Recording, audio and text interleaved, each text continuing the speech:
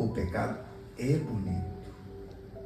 Mas o Senhor espera de nós resistência, resiliência e obediência. Não é sobre aquilo que agrada os nossos olhos, é sobre aquilo que aquece o nosso coração. E o que aquece o nosso coração é relacionamento, querido. Não é o que agrada os olhos, é o que aquece aqui dentro.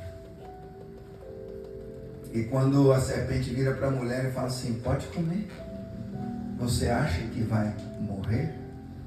Só que as promessas de Deus para a nossa vida, elas são para uma vida eterna. Muitas delas vão se cumprir aqui na terra, mas a maioria delas é sobre a vida eterna.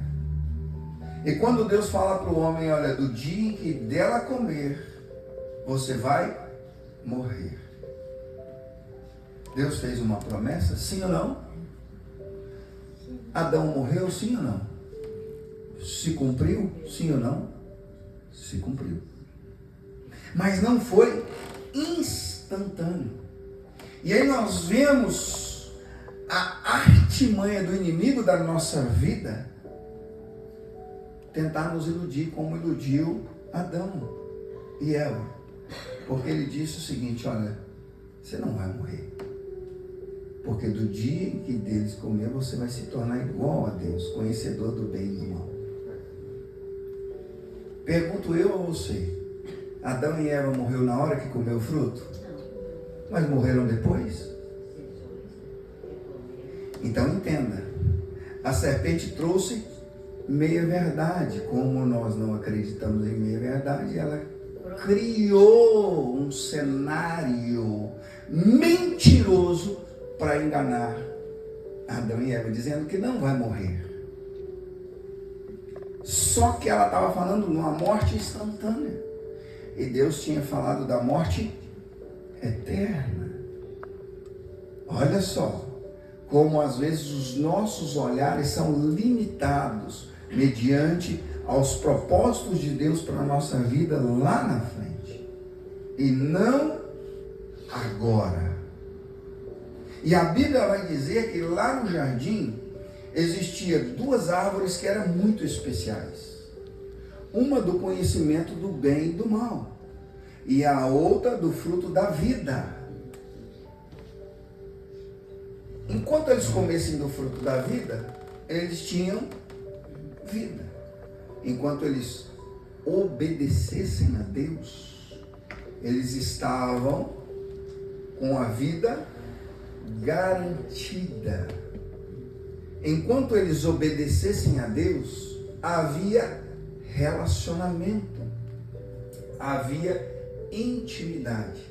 A partir do momento que eles deixaram com que o agradar dos olhos descessem para o coração e se consumisse a desobediência, eles perderam a vida e o relacionamento. O diabo, ele nunca vai trazer para mim e para você coisas desagradáveis. Ele não vai trazer frutos podres. Ele não vai trazer frutos murchos. Ele não vai trazer frutos a qual você não terá desejos. Mas ele sempre vai trazer algo que vai agradar aos teus olhos. Cabe a você a decisão: ou agrada aos meus olhos, ou aquece o meu coração. E nós vamos entender no decorrer da história que quando a mulher come, os olhos dela se abrem e ela passa a entender e ver. E aqui ela se esconde. É tão interessante que quando às vezes nós erramos, nós pecamos, a primeira coisa que o diabo sopra no nosso ouvido é: fuja, se esconda. A pessoa, quando ela começa a errar, ela começa a pecar estando dentro da igreja, qual a primeira coisa que ela faz? Vaza da igreja. ela se esconde. Porque o diabo ele vem mediante o que a Bíblia diz como o nosso acusador. E ele vai dizer, não tem jeito mais para você. Desista. Acabe, não continue lá. Eles vão descobrir o seu pecado. Eles vão descobrir o seu erro. E aqui é onde muitas das vezes nós erramos, porque nós realmente queremos esconder o nosso pecado. Mas a Bíblia diz para nós confessarmos. É o contrário. E o diabo é sujo. E aí, ele vem de uma forma tão sorrateira que ele tenta nos constranger mediante ao nosso erro, para que nós saiamos e nos afastamos do relacionamento que Deus ama. Relacionamento de pai para filho. Você sabe o que é um relacionamento de pai para filho? Eu vou falar uma coisa para você. Não tem prazer maior na minha vida. Às vezes eu estou deitada, vem ali o brutamontes do meu filho, com 96 quilos, 1,86 m, vem correndo e pula em cima de mim. Pá! Eu cheguei até a fazer... Mas não existe prazer melhor do que receber um carinho do filho, do que receber um afeto do filho. Não existe nada melhor para Deus do que receber a tua atenção, de ter o teu relacionamento, de ter você ali próximo dele, de ouvir você dizer, pai, eu te amo, pai, me ajuda, pai, eu não consigo sozinho. Para nós, pai, nós temos prazer quando o filho fala assim, pai, eu não tenho dinheiro, me empresta 50 reais. Está aqui, meu filho. Não tem prazer melhor. Você acha que Deus também não tem prazer em te abençoar? Você acha que Deus também não tem prazer? Só que o pecado que nos alcança diariamente, quando nós deixamos o acusador nos acusar, ele nos afasta, ele nos tira.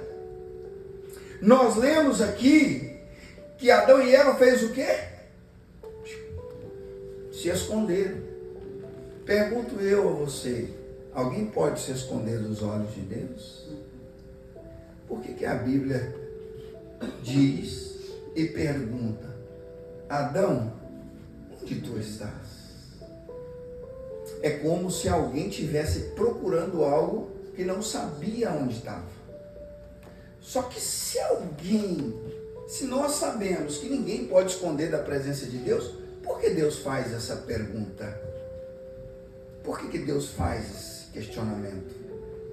E sempre me remete uma criança. Sempre me remete uma criança. Às vezes você vai brincar com uma criança, ela esconde debaixo da mesa.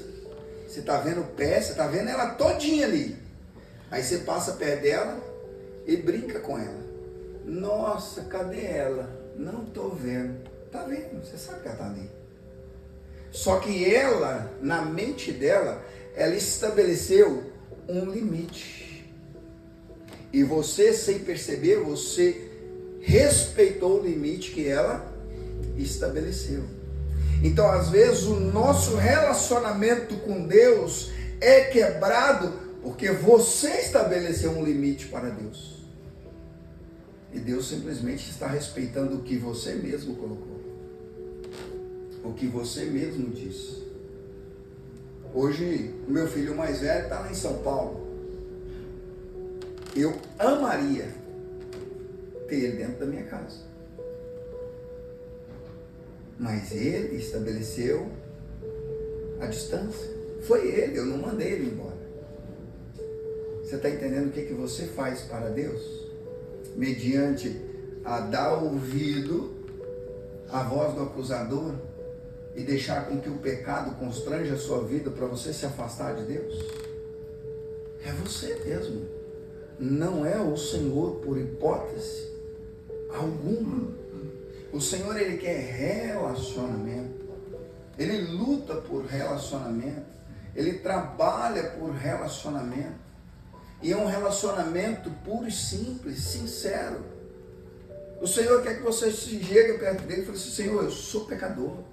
Eu sou falho. Eu preciso da sua misericórdia. eu preciso da sua graça. Senhor, me capacita.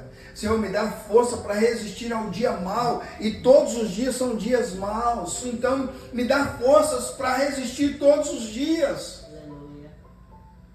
Eu estava lendo um livro, e esse livro ele dizia o seguinte: o Senhor todos os dias libera bênçãos sem medidas sobre a terra. Peça a Ele para você usufruir das bênçãos dele, porque Ele libera.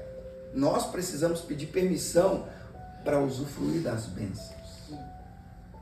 Às vezes é nós que afastamos, é nós que saímos de perto. E a Bíblia vai dizer que quando eles ouviram a voz do Senhor, eles tremeram. Eles tremeram. E eu quero dizer algo para você nesta noite. Quando ouvir a voz de Deus, não venha tremer de medo, mas venha tremer de temor. E entender que você é um pecador e você precisa dele. E entender que ele veio para te corrigir, mas ele veio para te amar. E entender que ele não veio para te condenar, ele veio para te salvar. Aleluia. E entender que ele não veio para te afastar, mas ele veio para te aproximar. Ah, Jesus. Ele quer você pertinho. Muito pertinho. Às vezes nós temos culto na igreja, nós temos trabalho nos cultos, nos lares, nós temos tantas coisas que envolvem a presença de Deus. E você toma a decisão de não estar. Se Jesus hoje viesse aqui e aparecesse na minha e na tua frente, qual de nós teríamos coragem para virar para Jesus e dizer assim: Jesus, hoje eu estou cansado, eu vou descansar, não estou afim de papo? Quem teria coragem de fazer isso? Você teria coragem? Mas você sabia que quando você é convidado para estar num culto adorando a Deus, que você diz assim: eu estou cansado, eu não quero, eu vou ficar em casa. É a mesma coisa de você dizer para Jesus: Jesus, hoje não, vou ficar em casa. É você se afastando do relacionamento. É você se distanciando da presença. Não é o Senhor, é você. E quando a Bíblia proclama aqui que eles ouviram e temeram, mas é temer de medo, porque o Senhor é soberano, é criador dos céus e da terra, Ele é poderoso.